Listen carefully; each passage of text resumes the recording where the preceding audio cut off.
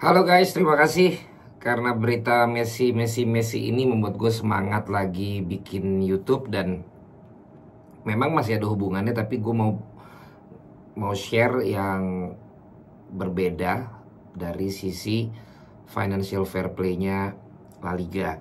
Jadi kalau kita udah ikutin pemberitaan tentang Messi juga yang ada di YouTube gue sebelumnya, bahwa ada dua alasan dari Laporta kenapa tidak continue sama Messi. Yang pertama, karena nilainya terlalu besar dilihat dari keuangan klub, tapi sudah dicari solusinya.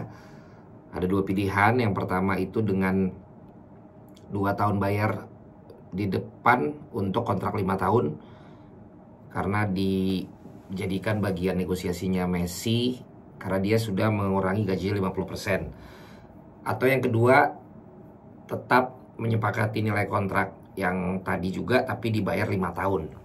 Tetapi apapun itu ternyata tidak bisa di approve oleh La Liga karena ada aturan dari La Liga bahwa setiap klub harus sudah mengajukan laporan keuangan dari pendapatan, dan dari situ secara floating ditentukannya bisa berbeda-beda. Itu 20-25% dari revenue nggak boleh diapa-apain. Jadi 70-75% itu yang boleh dipakai. Nah yang sekarang dengan pandemi segala macam, yang gue baca-baca itu 25%. Jadi kalau lu punya penghasilan 1 miliar, maka yang boleh lu pakai itu 750 juta. Yang 250 juta harus ada di cash, ya. Dan alasan keduanya adalah tadi, peraturan La Liganya itu tidak fleksibel. Mereka pikir harusnya bisa dikasih keringanan, apalagi si Barcelona si La Liga dapat kerjasama dengan pihak ketiga dan ada kucuran dana. Nah yang menariknya adalah ada sumber-sumber yang gue baca bahwa sebenarnya kalau misalnya Barcelona menerima perjanjian La Liga dengan pihak investor itu, harusnya Barcelona dan juga Real Madrid dengan value yang paling tinggi itu bisa dapat sekitar 300 juta US. 300 juta US, dimana dari 300 juta US itu juga akhirnya bisa dipakai untuk belanja pemain. Walaupun gue nggak tahu pasti hitung-hitungannya apakah jadinya bisa menolong neracanya untuk bayar Messi atau enggak. Tapi yang jelas kan Barcelona masih menolak. Itu dia masalahnya. Barcelona masih menolak karena Barcelona dan Madrid akan terikat kontrak selama 40 tahun untuk ikut ngebalikin kucuran dana itu ke pihak investor tadi. Sementara kita tahu Barcelona dan Madrid adalah inisiator juga dari yang waktu itu mereka buat tuh yang di Eropa Super League atau apapun itu, sehingga mereka masih tidak mau ngambil itu. Jadi benar-benar ini tuh usaha tingkat tinggi lah dalam masalah ini. Nah, yang menariknya buat gue adalah emang financial fair play-nya La Liga itu seperti apa dan bagaimana sejarahnya. Gampangnya kan orang bilang yang tadi 20-25% floating dari revenue nggak boleh diapa-apain. Nah, masalahnya si Messi ini adalah kalau Messi ini sampai diterusin kontraknya atau sampai dia tanda tangan, maka menurut Laporta mereka akan mencatat revenue tadi itu tidak ada sisanya, bahkan menjadi 110% dari yang 75% tadi. Bahkan ada informasi yang juga mengatakan kalaupun Messi tidak melanjut di Barcelona dengan pemain-pemain yang sekarang, ternyata mereka juga sudah mencapai di 90% dari revenue. Artinya seminggu sebelum La Liga dimulai, maka mereka tetap harus ngurangin amunisi pemain-pemain mereka. Jadi belum berhenti masalahnya dengan Messi tidak continue. Lalu juga kalau dalam seminggu ini mereka tidak bisa menjual, kenapa mereka tidak jual-jualin itu? Karena pemain-pemain yang mereka beli itu waktu itu juga terlalu mahal untuk seperti pemain-pemain Dembele, seperti juga Griezmann, seperti juga Braithwaite, ternyata itu lumayan mahal. Sehingga mereka juga punya patokan harga untuk dijual. Dan juga si Barcelona juga punya patokan untuk tidak terlalu rugi dalam ngejual mereka. Nah, kalau kita ingat lagi bagaimana mereka bisa sangat mahal dibeli waktu itu adalah hasil bubbling ketika mereka dapat duit gede dari penjualan Neymar yang juga pergi ke PSG, tempat dimana kemungkinan Messi juga akan pindah ke sana. Nah, waktu itu kemudian harga pokoknya ketika tahu Barcelona itu dapat duit gede, akhirnya semuanya mahal-mahal dan akhirnya kita bisa lihat semuanya overpriced. Dembele ya cedera walaupun potensial, kemudian Griezmann cukup baik untuk penampilannya di Barcelona, tapi ya bisa dibilang ya begitu aja. Braithwaite akhirnya dapat julukan Lord doang, tapi belum tahu prestasinya seperti sekarang. Kemudian akhirnya mereka juga melakukan cara-cara lain seperti Sergi Busquets, kemudian juga si Gerard Pique dikurangin gajinya sampai 40% dan mereka juga mau, termasuk katanya ketika ada membeli Aguero dan juga Depay untuk membuat hitungannya ini bisa masuk, katanya mereka juga dirasionalisasi, dinego dan mereka juga mau. Dan ditambah lagi alasannya dari seorang Laporta adalah bagaimana peninggalan minus utang yang ada dari kepemimpinan sebelumnya, yaitu Bartomeu, selain dia nyalahin aturan yang tidak fleksibel dari La Liga. Nah, ternyata memang aturan atau juga financial fair play tersebut sudah ada dari tahun 2013 teman-teman semua. Dan di sini disampaikan dalam resume ataupun juga dalam tulisan resmi dari La Liga. Di sini dikatakan bahwa ini adalah sebuah upaya untuk membuat tim-tim yang ada di La Liga ini punya keseimbangan dalam mengatur pembelanjaan dan juga pemasukan klub. Kita tahu karena sebelum tahun 2013 terjadi kekacauan di La Liga dan juga di liga yang keduanya. Itu waktu itu sampai ada mogok pemain yang dilakukan oleh para pemain di Liga 1 di La Liganya karena pengen menolong pemain-pemain yang ada di Liga 2-nya yang pada nggak dibayar. Termasuk di Liga 1-nya ada juga beberapa klub-klub yang nggak dibayar. Itu adalah bagaimana komitmen dan juga bagaimana solidaritas yang ada dari para pemain La Liga. Karena itu mereka membuat sebuah aturan yang namanya financial fair play di La Liga. System of financial controls in La Liga is the most comprehensive of football league. Sekarang bahkan mereka ngeklaim kalau sistem financial control mereka sekarang adalah yang paling kuat dalam liga-liga di sepak bola. Dan selain untuk mengontrol hal tersebut tadi dengan kejadian sebelumnya, yang kedua adalah karena mereka menggunakan data ini untuk jualan kepada pihak ketiga, kepada sponsor dengan data-data yang ada seperti ini. Dan ini yang membuat mereka sekarang punya yang namanya La Liga Global. Dan sejak tahun 2013 dengan dukungan klub-klub, liga ini menjadi sebuah liga yang paling bagus catatannya secara keuangan.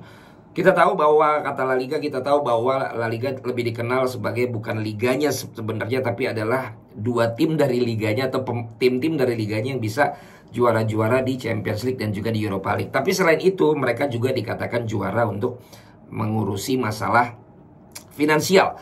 To create the best league, it is essential that all clubs are financially sustainable.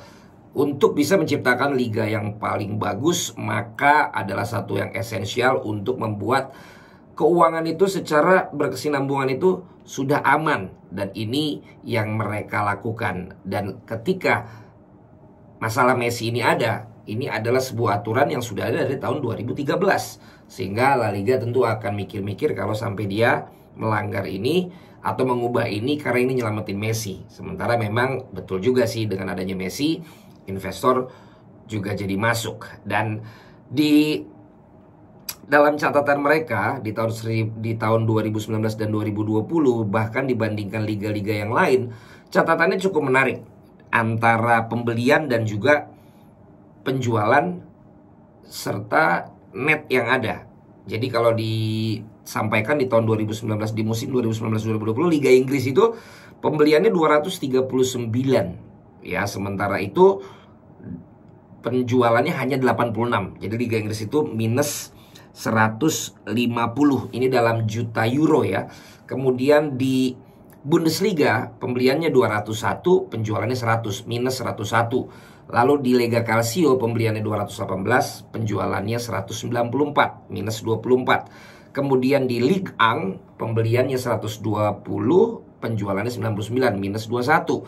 Di La Liga pembeliannya 110, penjualannya 94, minus 16 juta doang. Dan ini menurut mereka karena adanya aturan financial fair play-nya mereka. Sekali lagi yang floating 20-25% untuk bisa menandatangani kontrak baik pemain maupun juga klub, maupun juga staff pelatih dan official. Dan ini ada dua juga pembelian itu, yaitu untuk bayarin gaji atau untuk beli secara transfer. Jadi itu diatur di situ dua-duanya. Jadi cuma minus 16 dari catatan 2019-2020. Kemudian dari catatan lain juga adalah bagaimana secara sales tadi. Secara sales tadi di compare penjualan pemain lokal dan pemain asing. Di Liga Inggris pemain nasionalnya itu penjualannya sampai 700.